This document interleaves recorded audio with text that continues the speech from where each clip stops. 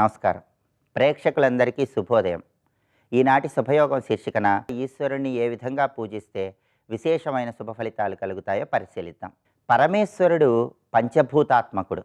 పంచభూతాత్మకుడైనటువంటి పరమేశ్వరుణ్ణి పంచోపచారాలతో పూజించినట్లయితే శివానుగ్రహానికి సులభంగా పాత్రులు కావచ్చు. శివ రూపంలో ఉన్న వైశిష్ట్యాన్ని పరిశీలిస్తే పరమేశ్వరుడు శ్మశానంలో నివసిస్తూ ఉంటాడు. అది భూతత్వానికి సంకేతం. అలాగే పరమేశ్వరుడు శిరస్సున గంగమ్మ తల్లిని ధరించి ఉంటాడు. అది పరమేశ్వరుడి జలతత్వానికి సంకేతం. అలాగే పరమేశ్వరుడి చేతిలో ఎప్పుడూ అగ్నిని ధరించి ఉంటాడు. జనన మరణ సంసార చక్ర భ్రమణాన్ని ఆ అగ్ని నిర్దేశిస్తుంది. అలాంటి అగ్నిని పరమేశ్వరుడి చేతిలో ధరించి ఉంటాడు. అది పరమేశ్వరుడి అగ్నితత్వానికి సంకేతం. అలాగే పరమేశ్వరుడి జటాజూటం అటు ఇటు కదిలినప్పుడు ఆ జటాజూటం నుంచి వచ్చినటువంటి వాయువు మేఘాన్ని కదిలింపచేసి సృష్టిలో వర్షాలను కురిపింపజేస్తుంది. అంటే పరమేశ్వరుడి జటాజూటం వాయుతత్వానికి సంకేతం. అలాగే పరమేశ్వరుడి చేతిలో ఢమరుకం ఉంటుంది. ఆ ఢమరుకాన్ని మోగించినప్పుడు దానిలో నుంచి ఓంకారనాదం బయటికి వస్తుంది. ఆ ఓంకారనాదం ఆకాశం గుండా విశ్వవ్యాపితంగా ఉంటుంది. అది పరమేశ్వరుడి ఆకాశతత్వానికి సంకేతం. అంటే పరమేశ్వరుడు తన రూపంలోనే పంచభూతాత్మకమైనటువంటి శక్తి తత్వాన్ని నిర్దేశించాడు. పంచభూతాత్మకుడైనటువంటి పరమేశ్వరుడి అనుగ్రహం కలగాలంటే మాస శివరాత్రి సందర్భంగా పంచోపచార పూజను నిర్వహించాలి. ఆయన భూతత్వానికి సంకేతంగా పరమేశ్వరుడికి చందనాన్ని సమర్పించాలి. జలతత్వానికి సంకేతంగా కొబ్బరి నీళ్లతో పరమేశ్వరుడికి అభిషేకం చేయాలి.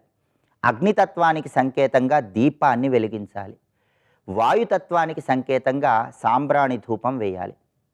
ఆకాశతత్వానికి సంకేతంగా ఘంటానాదాన్ని మోగించాలి. చివరగా పరమేశ్వరుడికి ఆత్మసమర్పణ చేయాలి.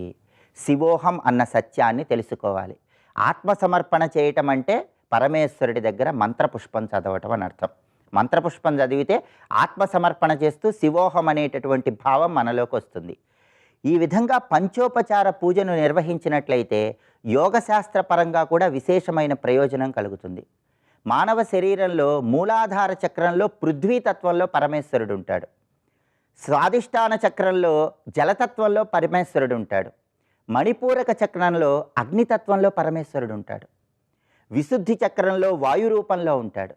అలాగే ఒక్కొక్క చక్రంలో ఒక్కొక్క రూపంలో పరమేశ్వరుడు ఉంటాడు. కాబట్టి పరమేశ్వరుడి అనుగ్రహం ద్వారా మనం కుండలిని శక్తిని కూడా జాగృతం చేసుకోవచ్చు. అనాహత చక్రంలో ఆకాశతత్వంలో ఉంటాడు. అందుకే పంచోపచార పూజను నిర్వహిస్తూ శరీరంలో ఉన్నటువంటి కుండలిని శక్తిని ప్రచోదనం చేసే విధంగా శివభావంలోకి రావాలి. అలా రావాలంటే పరమేశ్వరుడి దశరుద్రనామాలలో ఉన్న చివరి 3 నామాలను స్మరించుకుంటూ శివారాధన చేయాలి. జ్వాలాయ నమః జ్వలలింగాయ నమః, ఆత్మాయ నమః ఆత్మలింగాయ నమః, పరమాయ నమః పరమలింగాయ నమః. ఈ 3 నామాల్లో ఉన్న వైశిష్ట్యం ఏంటంటే మన శరీరంలోనే ఆత్మగా జ్యోతిగా పరంజ్యోతిగా పరమేశ్వరుడు లింగ రూపంలో ఉన్నాడు. అలా శరీరంలో జ్యోతి రూపంలో లింగ రూపంలో ఉన్న పరమేశ్వరుని దర్శించడమే శివోహం అన్న సత్యాన్ని తెలుసుకోవాలి. ఆ సత్యంలోకి రావాలంటే పంచోపచార పూజను నిర్వహించాలి. ఇలా పంచోపచార పూజను చేయండి. శివానుగ్రహం ద్వారా ఇహలోకంలో సర్వసంపదలు పొందటంతో పాటుగా ఆధ్యాత్మిక మార్గంలో ఆత్మసాక్షాత్కారం వైపు అడుగులు వేయండి. రేపటి శుభయోగం శీర్షికన బుధవారం సందర్భంగా వేదములలో చెప్పబడినటువంటి గణపతి రూప వైభవం ఏంటో, గణపతిని పూజించటంలో ఏకవింశతికి ఉన్నటువంటి ప్రాధాన్యత ఏంటో పరిశీలిద్దాం. నమస్కారం.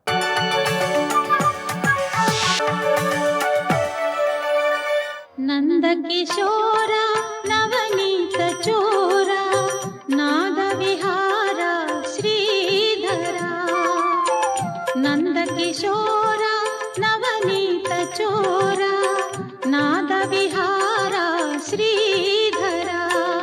ఇక్కడే పొందగల విజ్ఞానం ఉంటే ఎక్కడో పొందేది లేదు. ఇక్కడి నుంచే పొందగలవు, ఎక్కడికో వెళ్ళి పొందలేవు. ఇతహ ఇక్కడే పొందారయ్యా.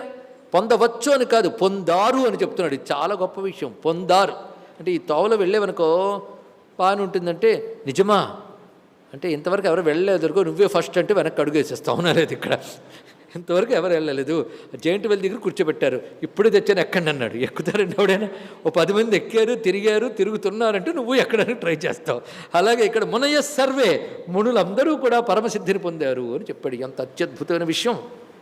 అంతేకాదు, ఇది పొందడం వల్ల పరమసిద్ధిని పొందుతావు. దేన్ని పొందితే పరమసిద్ధిని పొందుతావో ఆ జ్ఞానాన్ని నీకు ఇప్పుడు ఉపదేశిస్తున్నాను. అంటే ఇది కొత్త జ్ఞానమా? భూయ, ఇదివరకు చెప్పినదే చెప్తున్నాను. అంటే నీకు మరింత స్పష్టముగా అవగతి కలుగుటకై సాధనార్థం. అంతేకాదు, ఈ జ్ఞానాన్ని ఆశ్రయించిన వాళ్ళు నేనైపోతున్నారు అన్నాడు పరమాత్మ. నేనైపోతున్నాడు, కృష్ణుడు అయిపోతున్నాడు, పరమాత్మ అయిపోతున్నట్ట. ఇదం జ్ఞానముపాశ్రిత్య. ఉపాశ్రిత్య అనే మాట గురువుగారు అంటారు జ్ఞాన సాధనం అనుష్ఠాయ అన్నారు. ఇక్కడ ఈ జ్ఞానాన్ని ఆశ్రయించి అంటే జ్ఞానం అని రాసి దాని మీద పడుకోవడమా? ఆశ్రయించడం అంటే పట్టుకోవడమా? జ్ఞానం అని పెద్దది, భగవద్గీతను బాగా కౌలించుకుంటే జ్ఞానాన్ని ఆశ్రయించడమే. కానీ ఉపాశ్రిత్య అనే మాటకి అనుష్ఠాయ అన్నారు ఇక్కడ. ఇదం జ్ఞానం ఉపాశ్రిత్య, ఏదైతే వింటావో దాన్ని అనుష్ఠించడం చేత మమ సాధర్మ్యమాగత, నా సాధర్మ్యాన్ని పొందుతావు. అంటే నా స్వభావాన్ని పొందుతావు. నా స్వభావం ఏమిటి? సచ్చిదానందం. అదే నువ్వు అవుతావు, అంటే బ్రహ్మం అవుతావు సుమా. ఇక్కడ ఇందాక చెప్పేమే భూత ప్రకృతి మోక్షంచ, దానికి ఇక్కడ వ్యాఖ్యానం ఇస్తున్నాడు. సర్గేపి నోపజాయంతే ప్రళయే నవ్యధంతి చ. వాడు మళ్ళీ సర్గలో అంటే మళ్ళీ సృష్టి ఆరంభంలో పుట్టడు, ప్రళయేన వ్యధంతి చ, ప్రళయంలో మరణించాడు. చూసారా? అంటే జ్ఞానం వల్ల మోక్షం పొందినవాడు మళ్ళీ సృష్టి అయినప్పుడు కూడా పుట్టడు. అంటే అంత శాశ్వతమైనటువంటి జనన మరణరహిత స్థితిని పొందుతాడు సుమా. అది చెప్తున్నాను విను అంటున్నాడు. ఇప్పుడు గుణాల గురించి చెప్పాలి కదా. అసలు ఇంట్రడక్షన్ ఎలా చెప్తున్నాడు చూడండి. సృష్టి ఆరంభంలో ఏ విధంగా ఈ సృష్టి విస్తరిస్తున్నదో వివరిస్తున్నాడు. ఎందుకన్నాడంటే నాయందు ఎలా ఉంది, నా వల్ల ఎలా విస్తరిస్తుందో తెలియాలి. నాయందున్నా నా వల్ల విస్తరించినా నేను వీటికి కారణం కాదు, నాకు అంటదు అని కూడా చెప్పాడు కదా. అది తెలియడం కోసం మమ యోనిర్మహద్బ్రహ్మ తస్మిన్ గర్భం దధామ్యహం సంభవ సర్వభూతానాం తతో భవతి భారత. ప్రళయంలో స్థూలం ఉండదండి, బాగా తెలుసుకోండి. ప్రళయావస్థలు స్థూలం ఉండదు, మరణావస్థలు స్థూలం ఉండదు, చచ్చిన తర్వాత స్థూలం ఉండదు. ప్రళయంలో కూడా స్థూలం ఏది ఉండదు, ఏ స్థూలము మిగలదు. ఇక్కడ చచ్చినప్పుడు వాడి స్థూలం మిగలదు, వాడి సూక్ష్మం ఉంటుంది. ప్రళయావస్థలో స్థూలమంతా కనబడకుండా పోతుంది, అవ్యక్తం.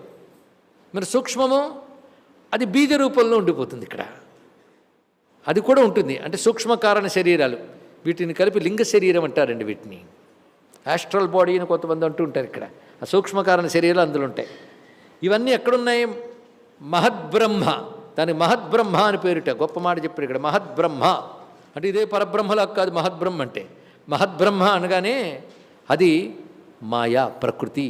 ఇది ప్రకృతికి మహద్బ్రహ్మ అని పేరు. మరి దానికి బ్రహ్మానం ఎందుకు పేరు ఇచ్చిందంటే బ్రహ్మనే ఆశ్రయించుకుని ఉంటుంది. అది ఇక్కడ దానికి స్వతంత్రం కాదు, బ్రహ్మను ఆశ్రయించుకుంది. సాంఖ్యులు చెప్పే ప్రకృతివాదంలో ప్రకృతి స్వతంత్రం, కానీ వేదాంత ప్రకృతిలో ప్రకృతి స్వతంత్రము కాదు, ఈశ్వరాధీనం. ఇది తెలుసుకోవాలి ఇక్కడ. అదే మమ అనే మాట చెప్పడంలో దైవీయేషా గుణమయి మమ మాయ అన్నాడే, ఆ మమ మాయ, ఆ మాయ యొక్క ప్రథమ అవ్యక్త స్వరూపం పేరు మహద్బ్రహ్మ. మహద్బ్రహ్మ అని ఎందుకన్నారు అది కూడా తెలియాలి కదా. అంటే 2-3 వాళ్ళు వాడతాడు ఈ పదాన్ని. తాసాం బ్రహ్మ మహద్యోని అని వెంటనే చెప్పబోతున్నాడు. కానీ మహద్బ్రహ్మ మాటకు అర్థం తెలియాలి కదా, ఎందుకు వాడాడు. మాటకు అర్థం తెలుసుకోవడం ఎందుకంటే అర్థం చేసుకోవడానికి, అంటే నా స్వరూపాన్ని తెలుసుకోవడం కోసం. అర్థం చేసుకోవడం అంటే అది అర్థం. అందుకని ఒక వరుడికి మీనింగ్ కాదు, వరుడి యొక్క స్వరూపం మనకు అవగతం కావడం కోసం. అది ఇక్కడ మమ స్వభూతామదీయమాయ, అది నాది, నా అధీనములో ఉన్నది అని చెప్తున్నాడు. అందుకే ఆయన పట్టుకుంటే దీన్ని దాటిగలం. ఆయన అంటే ఎవడు నిర్గుణుడో, ఎవడు చైతన్య స్వరూపుడో ఆయన ఎందే దృష్టి పట్టి పట్టుకున్నావు అనుకో దీన్ని దాటేయగలవు. అది ఇందులో చెప్తున్నది. అందుకే ఆయన మమ మాయ మమ యోనిర్మహద్బ్రహ్మ.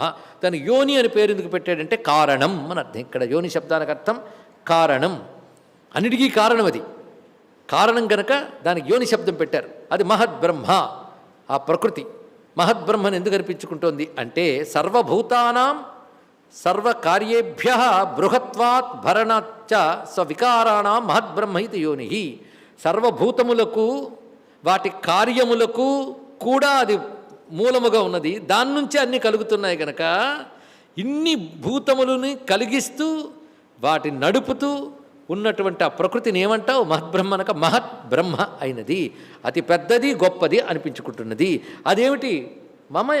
మమ నాదైనటువంటి యోని అనగా ప్రకృతి. యోని శబ్దానికి అర్థం ప్రకృతి, మహద్బ్రహ్మ అయిన ప్రకృతి. మహద్బ్రహ్మ అని చెప్పగానే సృష్టి ఆరంభంలో అవ్యక్తం అని చెప్పబడుతున్న ప్రకృతి గురించి చెప్పాడు.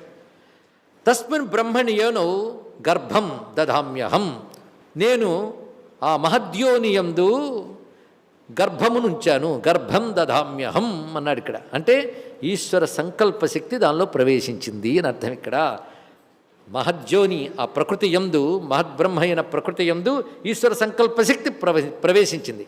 ప్రవేశించడం వల్ల సంభవ సర్వభూతానాం తతో భవతి భారత, ఆడు తర్వాత సర్వభూతమును వ్యక్తమయ్యే అన్నాడు ఇక్కడ. అవ్యక్తమునందు ఈశ్వర సంకల్పం ప్రవేశించింది, ఆ సంకల్పం వల్ల చేతనత్వాన్ని పొందింది. కనుక చైతన్యం ప్రవేశిస్తేనే కదా చేతనత్వం పొందింది. అదే గర్భం దదామ్యహం, నేను గర్భాధానం చేశాను అని మాటకి నేను నా చైతన్యమును దానయందు ప్రసరింపజేశాను. నా సన్నిధి మాత్రం చేతనే అది పనిచేసింది. పనిచేయగానే ఏ జీవులైతే కర్మలు అనుభవించడానికి బీజరూపులై ఉన్నారో వాళ్ళందరూ సృష్టి కలిగింది. సంభవ సర్వభూతానాం తతో భవతి భారత. ఇప్పుడు స్పష్టంగా అర్థమైంది కదా. అయితే మొట్టమొదటి ఎవరిని పుట్టించాడంటే అందులోనే బీజంలో కూడా ఉన్నట్ట. అయితే వాడు చాలా గొప్పవాడు అందరికంటే. వాడు వచ్చాడు, వాడి పేరు హిరణ్యగర్భుడు. ఈ హిరణ్యగర్భుడు వీరందరినీ పుట్టించడానికి పనికొచ్చే పెద్ద జీవి, ప్రథమ జీవుడు వాడు. హిరణ్యగర్భం జనయామాస పూర్వం అంటే ఇది అర్థం అండి. అంటే గర్భాన్నించే ఎందుకన్నాడంటే అందులోంచి పుట్టినవాడు బ్రహ్మదేవుడు. అంటే బ్రహ్మదేవుడికి కూడా తండ్రి ఆయన అని చెప్పడానికి కారణం ఇదండి ఇక్కడ. స్వస్తి.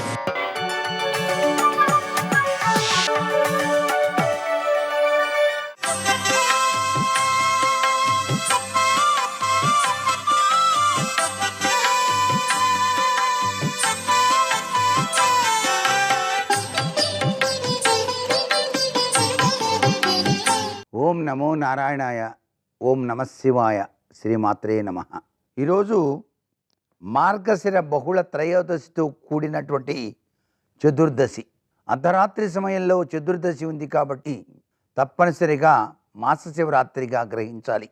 మాస శివరాత్రి నాడు ప్రతి ఒక్కరూ కూడాను ఉదయం నుంచి సాయంత్రం వరకు కూడా ఉపవాసం ఉండి ఆశుతోషుడైనటువంటి పరమేశ్వరుణ్ణి గనక వివిధ రకాలైనటువంటి ద్రవ్యాలతో అభిషేకార్చన ఆచరించి శివ దారిద్ర్య దహనస్థుతి పట్నం చేసి సాయం సంధ్యా సమయంలో రావణకృత స్తోత్రాన్ని పట్నం చేసి భోజనం చేయటం వల్ల సర్వవిధ సంపత్తులు కూడాను ప్రసాదిస్తాడు ఆశుతోషుడైన పరమేశ్వరుడు.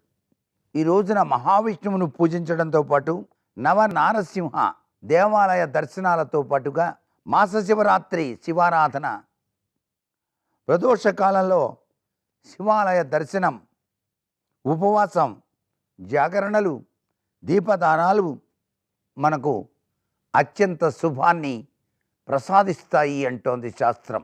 ఇంత విశేషకరమైనటువంటి ఈ సుదినాన్ని మానవ జన్మ ఎత్తిన మనం సద్వినియోగం చేసుకుందాం. అందుకనే శివశివానరా చింతలు తొలుగునురా అన్నారు. శివనామం గంగా నది, విభూది యమునా నది, రుద్రాక్ష సరస్వతీ నది.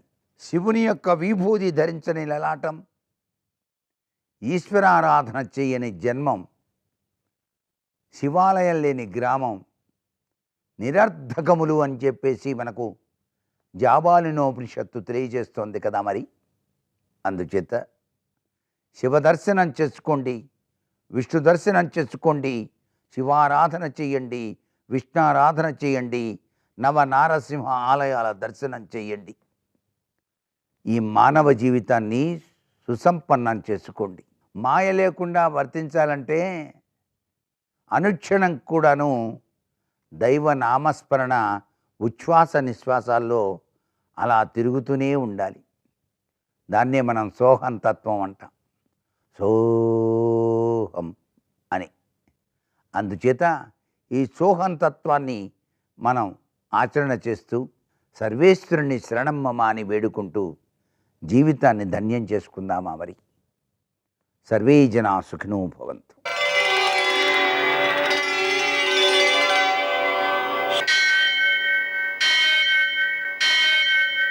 సహ సహస్రశీరుషం దేవం విశ్వాక్షం విశ్వశంభువం విశ్వం నారాయణం దేవమక్షరం పరమం పదం విశ్వతః పరమాం నిత్యం విశ్వం నారాయణగుం హరిం విశ్వమేవేదం పురుషస్తద్విశ్వముపజీవతి పతిం విశ్వస్యాత్మేశ్వరగుం శాశ్వతగుం శివమచ్యుతం నారాయణం మహాజ్ఞేయం విశ్వాత్మానం పరాయణం.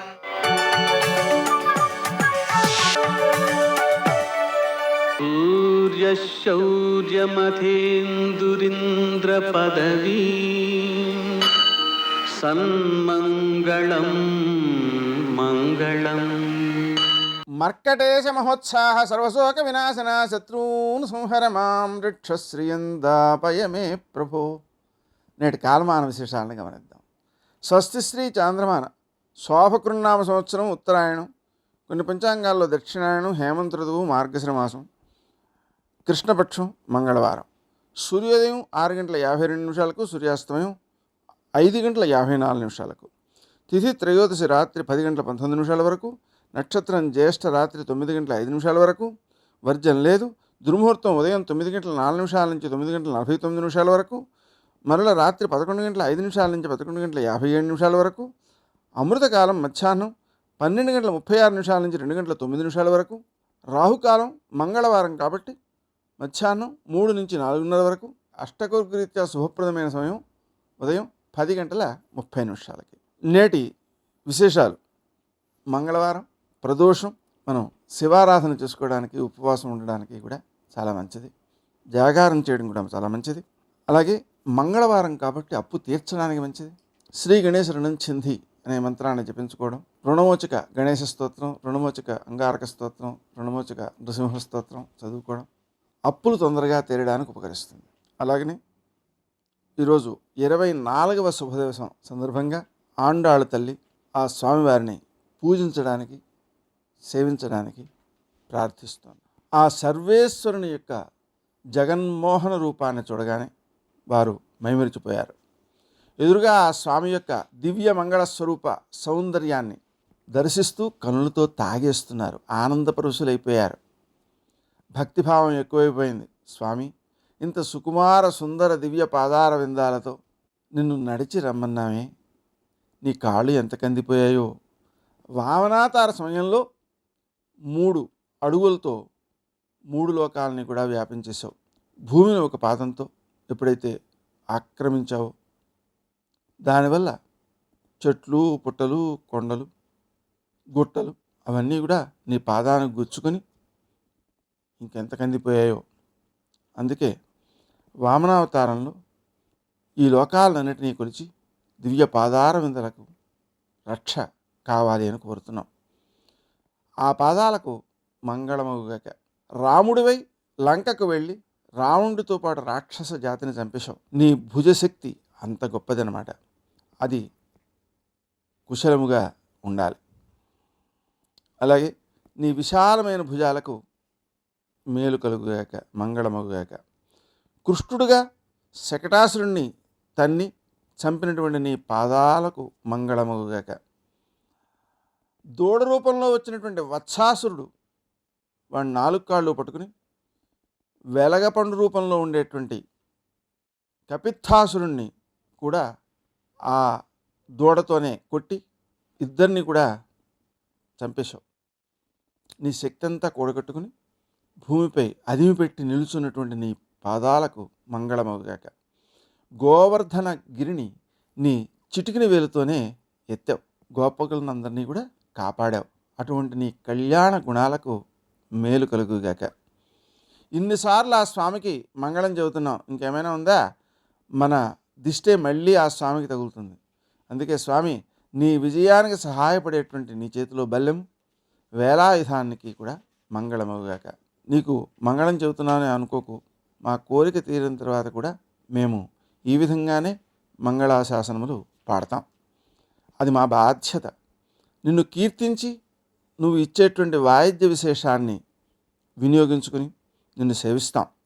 మమ్మల్ని కాపాడు, దానికోసమే మీ దగ్గరికి వచ్చాం అని కోరుతున్నారు నేటి ఆణిముత్యాలు.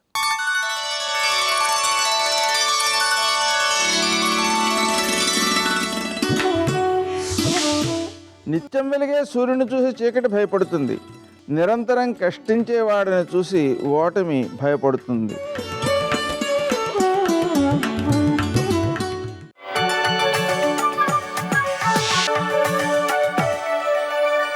అదివో అల్లదివో శ్రీహరివాసము 10,000 శేషుల పడగలమయము. అదివో అల్లదివో శ్రీహరివాసము. పద్మాసనస్థయౌ పద్మావతీ దేవి నిజవక్షమందున నిలుపుకొనుచు. మిగిలిన అవతారాల్లో ఆ ధర్మ వ్యతిరేకమైన లక్షణం ఉంటే ఆయన ఉపేక్షించలేదు. రామావతారం అంత సాధుమూర్తి, అంతటి మహానుభావుడు అయినా ధర్మ వ్యతిరేకమైనటువంటి లక్షణం కనపడితే మాత్రం సంహారం చేసేటప్పుడు ఆయన భుజములు తాండవం చేసి రుద్రమూర్తిగా కనపడతాడు అన్నారు. గోపరాజు గారి దాశరథి శతకం చేస్తూ బండన భీముడు అర్తజన బాంధవుడు జ్వల బాణతూణ కోదండ కళాప్రచండ భుజతాండవ కీర్తికి రామమూర్తికిన్ రెండవ సాటి దైవమికలీడనుచున్ గడకట్టి భేరికాడండడండ నిడదంబుల జండము నిండ మత్త వేదండము నిక్కి చాటెదను దాశరథి కరుణాపయోనిధి అంటారు.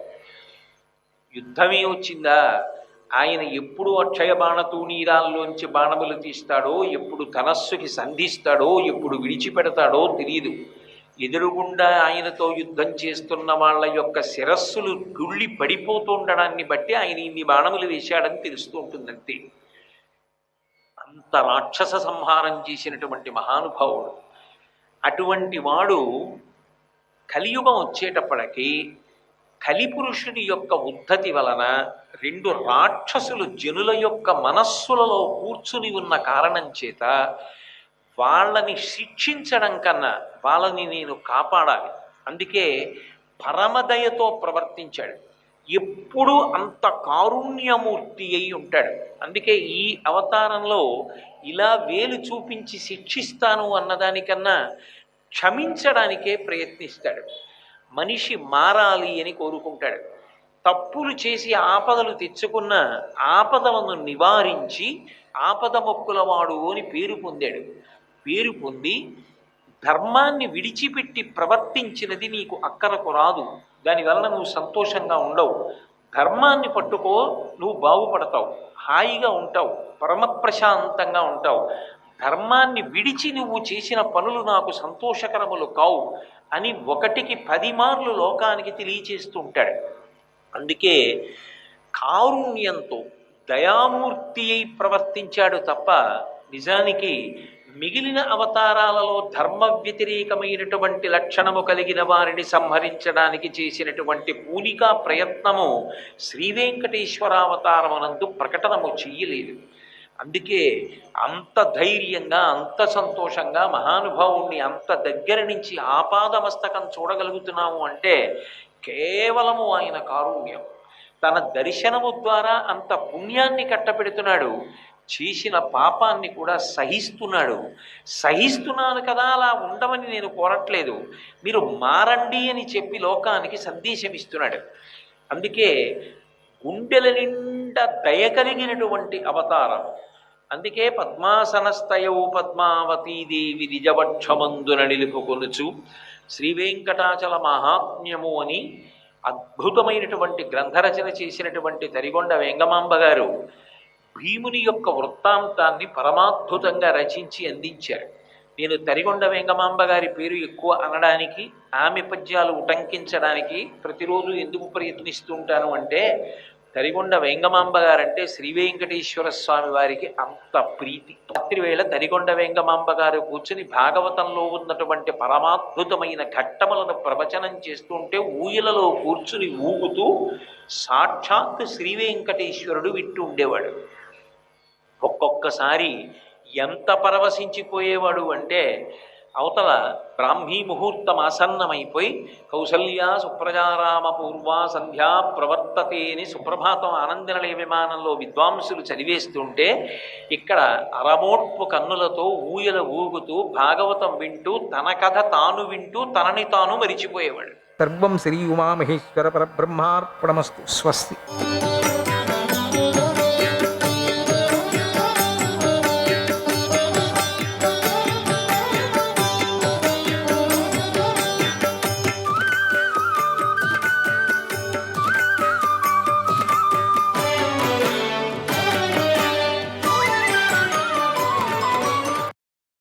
ఓ సూత, నేనిప్పుడు రణభూములోకి వెళ్ళి శత్రువును నాశనం చేస్తాను.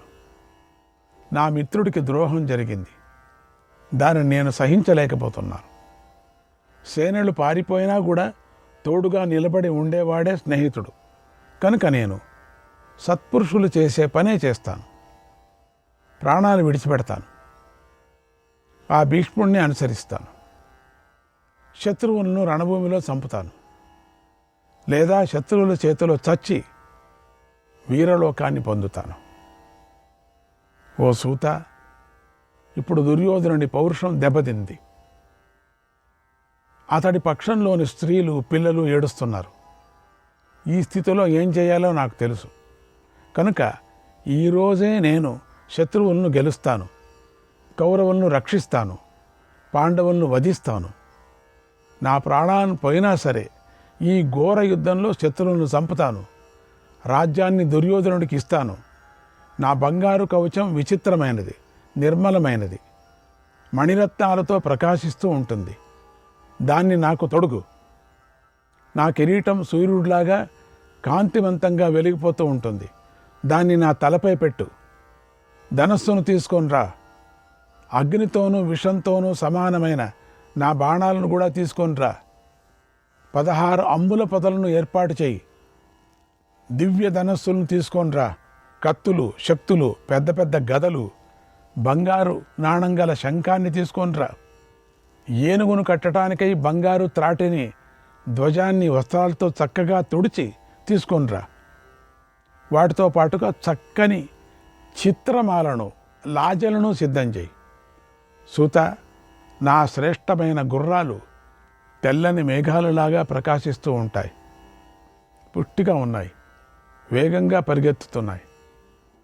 ఆ మేలి గుర్రాలను చక్కగా స్నానం చేయించు. వాటిని బంగారు ఆభరణాలతో అలంకరించు. నా శ్రేష్టమైన రథాన్ని బంగారు జాలరులతో అలంకరించు. సూర్యచంద్రాలుగా ప్రకాశించే రత్నాలతో అలంకరించు. అందులో యుద్ధానికి అవసరమైన సామగ్రిని పెట్టు. గుర్రాలను రథానికి కట్టి వెంటనే తీసుకొనిరా. అలాగే విచిత్రమైన ధనస్సులను, అల్లెతాళ్లను, కవచాలను కూడా సిద్ధం చేయి. బాణాలతో నింపిన పెద్ద పెద్ద అమ్ముల పొదలను సిద్ధం చేయి. యుద్ధ ప్రయాణానికి కావలసిన సామగ్రిని, పెరుగుతో నింపిన బంగారు పాత్రలు తీసుకొనిరా. నా మెడలో మాలలు వేయి. యుద్ధ పేరులు మ్రోగించు.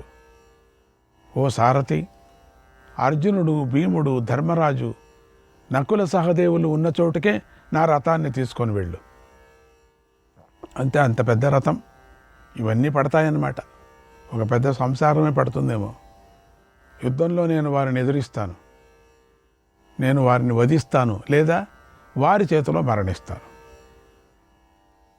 అంతే. ఆ భీష్ముడు పొందిన వీరగతినే నేను కూడా పొందుతాను.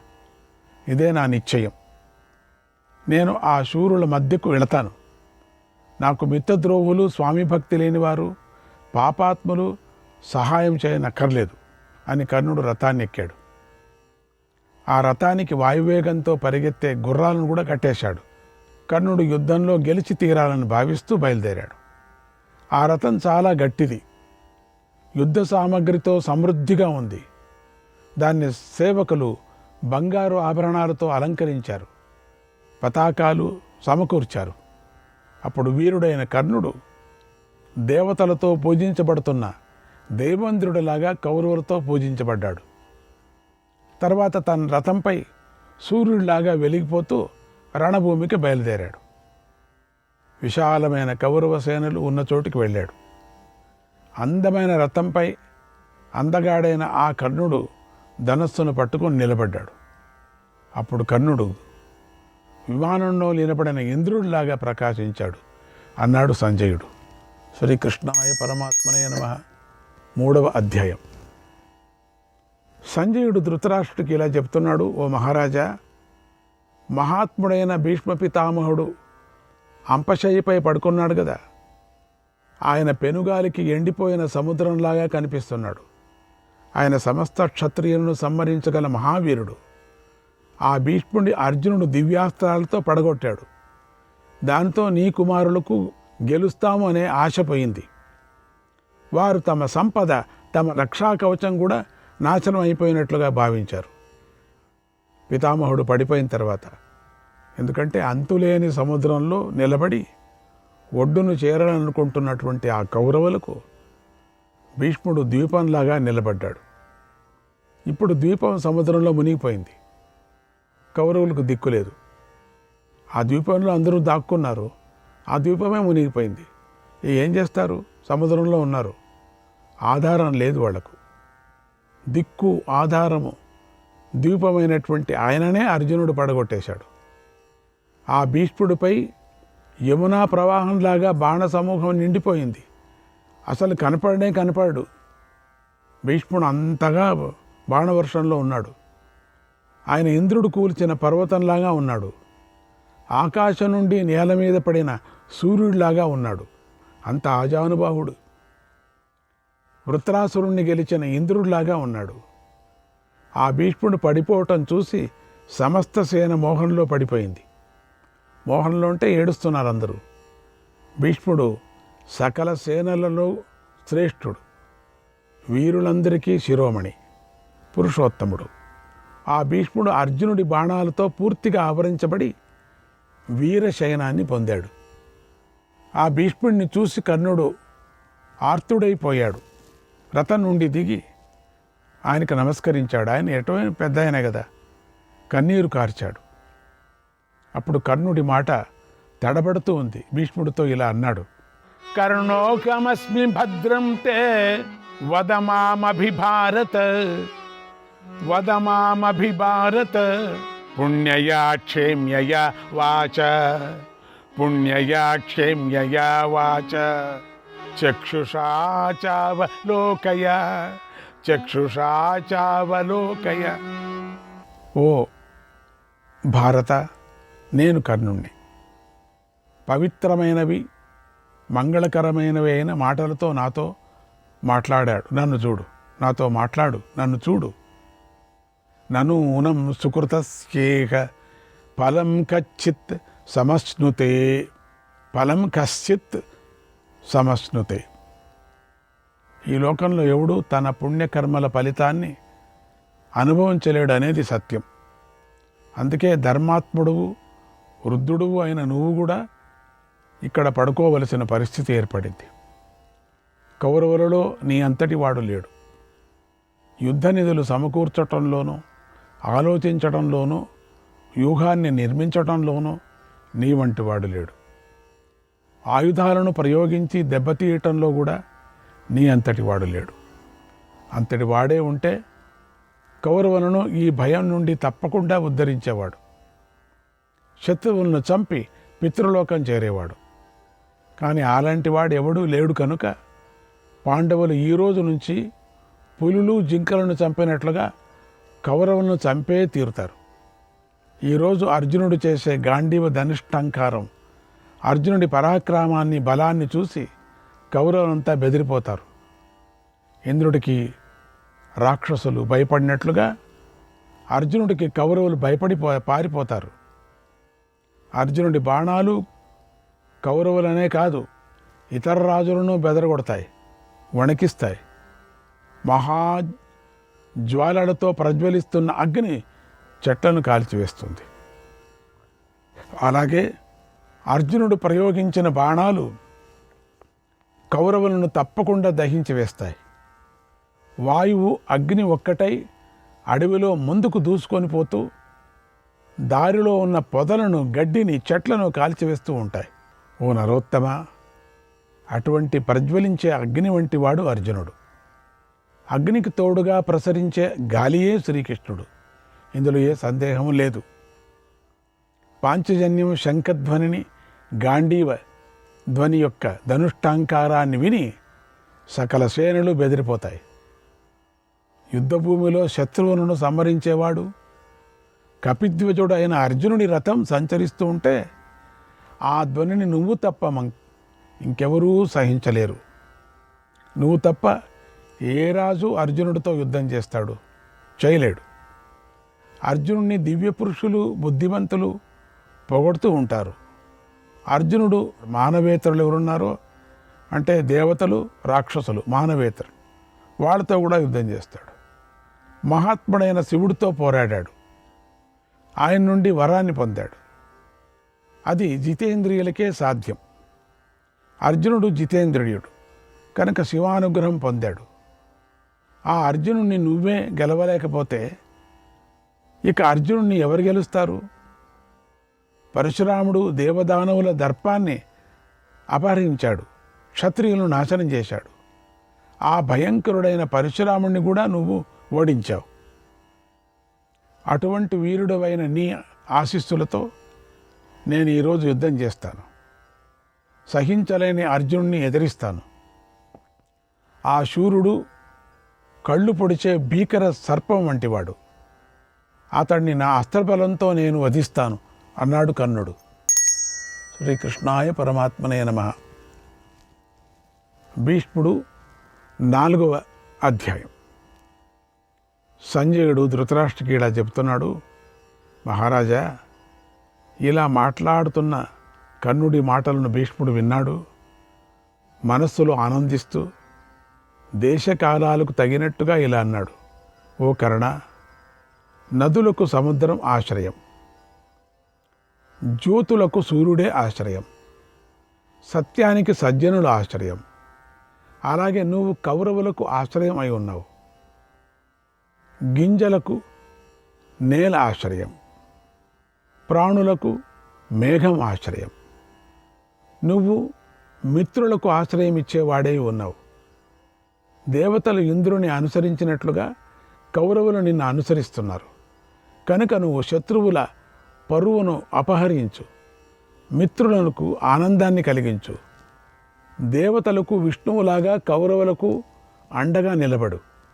కర్ణ, దుర్యోధనుడి విజయాన్ని కోరుతూ నువ్వు గతంలో రాజపురం వెళ్ళి నీ భుజబలం శౌర్యాలతో కాంబోజులను ఓడించావు కదా. గిరి వ్రజంలో నివసించే నగ్నజిత్తు మొదలైన రాజులను గెలిచావు. అంబష్టులను, విదేహులను, గాంధారులను జయించావు. హిమాలయ నివాసులు యుద్ధంలో కర్కశులైనటువంటి కిరాతులను జయించావు. వారిని దుర్యోధనుడి ఆధీనంలోకి తెచ్చావు. అలాగే ఉత్కలులను, మేకలులను, పౌండ్రులను, కళింగులను గెలిచావు. ఆంధ్రులను, నిషాదులను, త్రిగర్తులను, బాహ్లీకులను జయించావు. ఓ కర్ణ, అంతేకాకుండా నువ్వు దుర్యోధనుడి మేలు కోరుకుంటూ అక్కడక్కడ ఉన్న ఎందరో వీరులను జయించావు. దుర్యోధనుడు జ్ఞాతులతోనూ బంధువులతోనూ కలిసి కౌరవులకు ఆధారమై ఉన్నాడు. అలాగే నువ్వు కూడా కౌరవులకు దిక్కుగా ఉండు. నీ మేలు కోరి చెబుతున్నాను, వెళ్ళు. శుభం. శత్రువులతో పోరాడు, కౌరవులను శాసించు, దుర్యోధనుడికి విజయాన్ని చేకూర్చు. నువ్వు నాకు మనుబడి వంటివాడు. దుర్యోధనుడు ఎంతో నాకు నువ్వు అంతే. మేము దుర్యోధనుడికి ఎలాంటి పెద్దలమో నీకు కూడా ధర్మంగా అలాంటి పెద్దలమే అయి ఉన్నాము. గ్రహించు.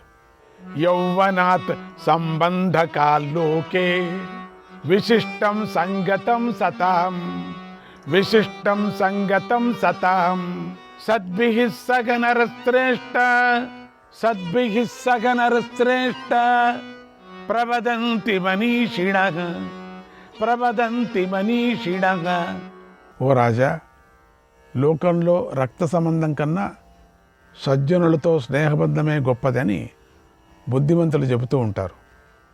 నువ్వు మంచి మిత్రుడుగా ఇదంతా నాదే అని భావించి కౌరవ సేనను దుర్యోధనుడు కాపాడుతున్నట్లుగా కాపాడు అన్నాడు. ఆ మాటలు విని కర్ణుడు కారుతున్న కన్నీరును తుడుచుకున్నాడు. భీష్ముడి పాదాలను నమస్కరించాడు. పాదాలకు ఇతర వీరుల దగ్గరికి వెళ్ళాడు. కౌరవులతో నిండి ఉన్నది, అసమానంగా ఉన్నది, విశాలంగా ఉన్నదైన రణభూమిని చూశాడు. అక్కడ యుద్ధంలో సేనలు వ్యూహాత్మకంగా నిలిచున్నాయి. శస్త్రాస్త్రాలను పట్టుకొని ఉన్నాయి. అప్పుడే ఆ సేనలను కర్ణుడు ఎంతో ఉత్సాహపరిచాడు. ఆ సేనలకు ముందు కర్ణుడు నిలబడి యుద్ధానికి సిద్ధమయ్యాడు. ఆ కర్ణుడిని చూసి దుర్యోధనుడు, కౌరవులు, వీరులు ఎంతో ఆనందించారు. కౌరవ పక్షంలోని సైనికులకు పెద్దగా గర్జించారు. కరతాళ ధ్వనులు చేశారు, సింహనాదాలు చేశారు, ధనుష్టంకారాలు చేశారు. అలా వీరుడైన కర్ణుడికి స్వాగతం పలికారు. శ్రీకృష్ణాయ పరమాత్మనే నమః. 5వ అధ్యాయం. సంజయుడు ధృతరాష్ట్రకి ఇలా చెప్పాడు: ఓ మహారాజా, కర్ణుడు యుద్ధరంగంలోకి వచ్చాడు, రథం మీద నిలబడ్డాడు. అతన్ని చూసి దుర్యోధనుడు సంతోషిస్తూ ఇలా అన్నాడు: ఓ కర్ణ, నీ రక్షణలో ఈ కౌరవ సేనకు అండ దొరికింది అని భావిస్తున్నాను. ఇప్పుడు మంచి నిర్ణయాన్ని తీసుకో. అది మనకు మేలు చేయాలి, లాభం కలిగించాలి. అలాంటి నిర్ణయాన్ని తీసుకో అన్నాడు. ఆ మాటలు విని కర్ణుడు ఇలా అన్నాడు: ఓ రాజా, నువ్వు చాలా బుద్ధివంతుడు.